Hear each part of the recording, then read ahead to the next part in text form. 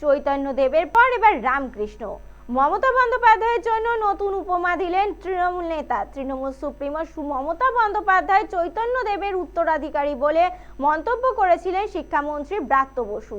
এবার রামকৃষ্ণের সঙ্গে মমতার তুলনা করলেন তৃণমূলের রাজ্য সাধারণ সম্পাদক কুণাল ঘোষ। সেখানেই থামেননি কুণাল।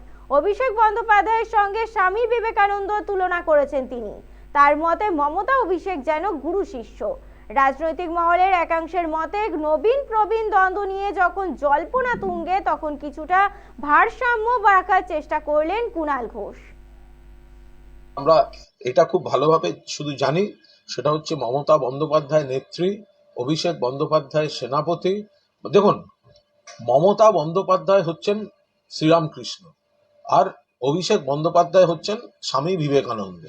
শ্রীরামকৃষ্ণের অনেক ভক্ত থাকতে পারেন, কিন্তু শ্রীরামকৃষ্ণের প্রচার, শ্রীরামকৃষ্ণের সংস্কৃতি, শ্রীরামকৃষ্ণের বিশ্বাস, সেটা কিন্তু মানুষ বিবেকানন্দের মুখ থেকেই শুনতে চান। এবং শ্রীরামকৃষ্ণের প্রধান শিষ্য বিবেকানন্দ সারা দেশে, সারা পৃথিবীতে তিনি পূজিত।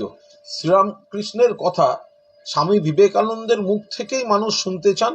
এবং শ্রীরামকৃষ্ণের ঘরানা বলতে তার তো অনেক যোগ্য, অনেক ভালো, অনেক শ্রদ্ধেয় তার যারা শ্রীরামকৃষ্ণের অনুগামী বিশিষ্ট শিষ্য তারা রয়েছেন, কিন্তু তার মধ্যে শ্রেষ্ঠ নক্ষত্র কিন্তু নিশ্চিতভাবে স্বামী বিবেকানন্দ। ঠিক এরকমই মমতা বন্দ্যোপাধ্যায়ের যে আন্দোলন, মমতা বন্দ্যোপাধ্যায়ের ত্যাগ, মমতা বন্দ্যোপাধ্যায়ের উন্নয়ন, মমতা বন্দ্যোপাধ্যায়ের মতাদর্শ, বিশ্বাস, সেটা মানুষ অভিষেকের মধ্যে দিয়েই তারপর দেখতে চাইছে।